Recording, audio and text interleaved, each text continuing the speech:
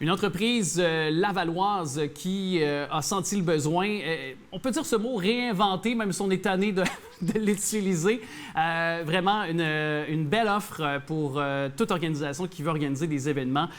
Et je suis contente de parler avec Roxane Lapointe, qui est cofondatrice de cette merveilleuse idée qui est le Lab Espace Créatif. Merci d'être avec nous, Roxane Lapointe. Content de vous parler. Bien, un grand plaisir. Merci de prendre le temps de discuter avec nous dans nos espaces ici, là, sur le territoire de Laval. On est très heureux d'avoir la chance de discuter là aujourd'hui. Bien, merci. Puis on pourra en faire la découverte de cet espace que vous avez vraiment. Est-ce qu'on peut dire que ça a été idéalisé, ça a été pensé avec la première vague de la pandémie il y a presque un an, jour pour jour, ce projet? Bien, pas mal, oui, en fait.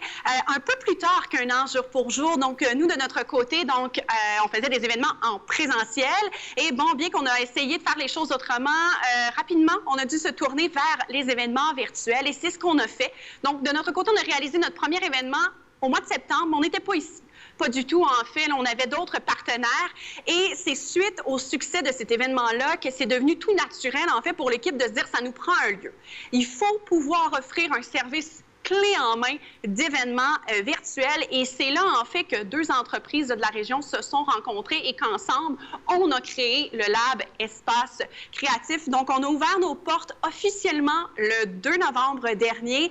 Et depuis, on a fait vraiment des événements de tout genre et de toute envergure aussi. On compte près de plus d'une centaine, en fait, d'événements qui ont été réalisés autant dans nos studios que des événements qui seraient 100% virtuels, un peu comme on vit en ce moment. Donc, on est tous les deux à distance, mais qu'on crée quand même le sentiment... En fait, on a le sentiment d'être ensemble. On a l'impression d'être dans la même cuisine ou d'être sur le bord du divan, d'avoir la conversation qu'on voudrait avoir. D'ailleurs, vous avez des fauteuils aux alentours de vous. Fait que c'est juste pour reproduire. Donc, c'est cette même ambiance-là. Puis d'ailleurs, faites-nous si vous voulez bien, le tour de vos studios. Ça a l'air vraiment très technologique, aussi très techno, là. Très technologique, très techno. En fait, on a la chance de pouvoir compter sur une équipe complète de gens dévoués à la recherche et développement ici qui nous permettent de toujours nous améliorer au niveau de la technologie et au niveau de la technique.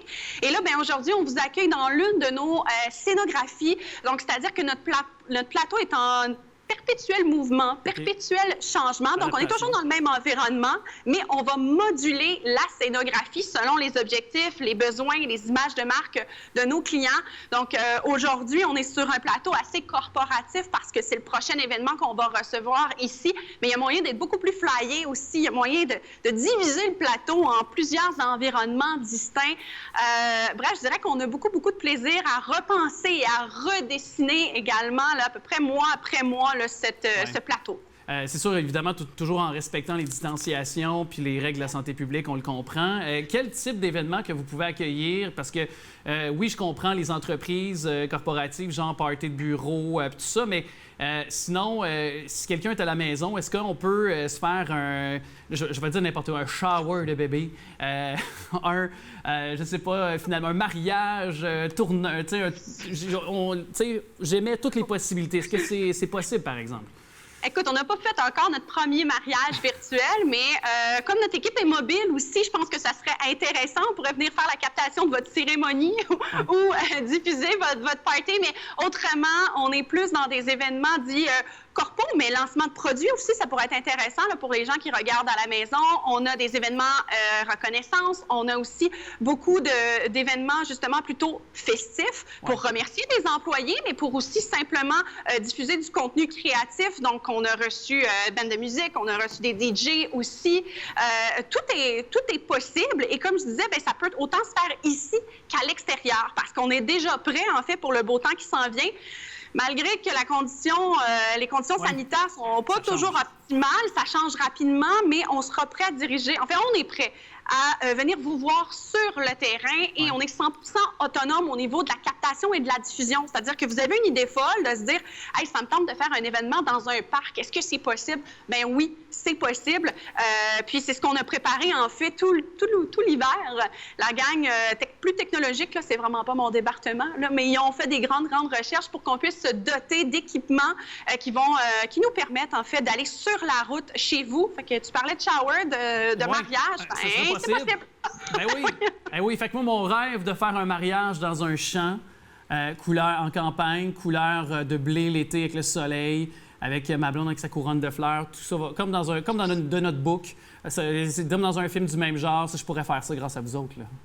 Bien, définitivement. Puis en plus, on pourrait t'aider à trouver la bonne plateforme pour diffuser parce qu'il y a plein de façons, en fait, de communiquer avec les gens. Bon, vous le faites grâce à la télévision, mais vous utilisez également tout ce qui est les plateformes web. Bien, nous aussi, puis on va trouver la meilleure plateforme de diffusion selon vos objectifs. Est-ce que vous voulez que ce soit unidirectionnel? Est-ce qu'on veut que ce soit bidirectionnel? Donc, c'est-à-dire que je peux jaser avec les gens à la maison. Même ici, on le fait en studio. En fait, on peut avoir des gens dans des téléviseurs présentement. Je te vois, toi, mais je pourrais voir là, presque une soixantaine de personnes dans des écrans avec qui je pourrais communiquer vraiment en direct, puis qu'on ait la même discussion qu'on a là. Donc, pour les gens à la maison, c'est sympathique. Ça vient créer ce sentiment d'être ensemble. Fait que c'est toutes des idées, en fait, qu'on peut développer là, avec vous, là, puis avec tous ceux qui ont envie de créer des événements virtuels ou hybrides. Bien, c'est ça. Bien, exactement. Puis là, je suis full attendri me marier un jour.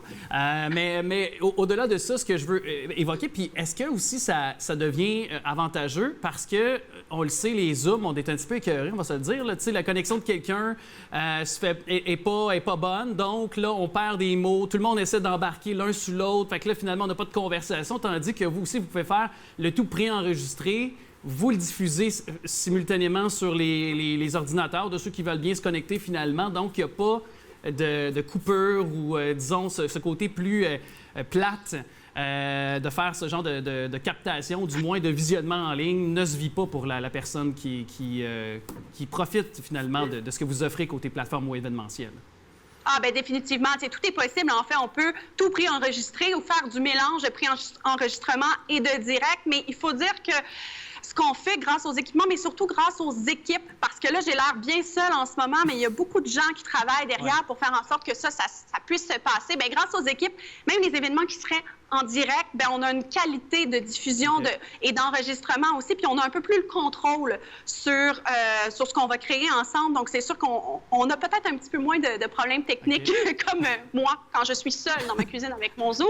Mais comme on répète tout le temps, c'est quand même difficile parce que tous les événements qu'on fait ici, ben, ça tient à un fil, c'est-à-dire notre connexion Internet. Exactement. Et ça, c'est sûr que, bon, il faut aussi s'y attendre. Je pense que les gens aussi, si tu restes dans le Grand Nord québécois, sans jugement pour ceux qui habitent le Grand Nord, mais c'est peut-être possible qu'il y ait des fois des divergences de connexion, de rapide aussi, là, tout dépendant de notre position géographique. Mais est-ce que, si je parle sur le plus long terme, pour vous, en tant qu'entreprise d'événementiel, est-ce que ce sera la façon de voir l'événementiel? Est-ce que c'est la façon de demain, dans le futur? On va conserver ces plateformes-là, cette façon-là de vivre nos événements avec l'après-pandémie? Je pense bien que oui.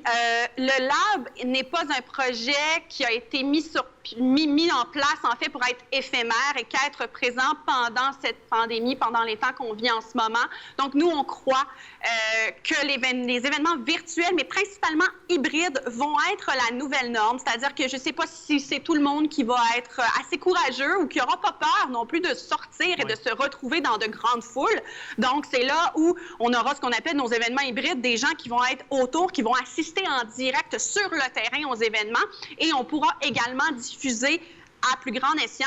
Ce qui est aussi intéressant, puis ce qu'on répète quand même souvent, c'est que malgré qu'on est dans un temps où toutes les frontières sont fermées, on a comme une ouverture sur le monde, c'est-à-dire qu'on peut recevoir des conférenciers de l'Europe, de l'Asie, vraiment de partout à travers le monde, sans qu'ils aient à se déplacer. Donc, je pense que ça vient démocratiser aussi ces événements-là. Aussi, les coûts sont moins chers pour les événements, pour tenter de faire venir ces grands auteurs. Par exemple, je pense au Salon du Livre qui ne pouvaient pas faire venir des grands auteurs français, par exemple, ou d'autres artistes internationaux qui peuvent se brancher dans les Comic-Con, par exemple, tu sais.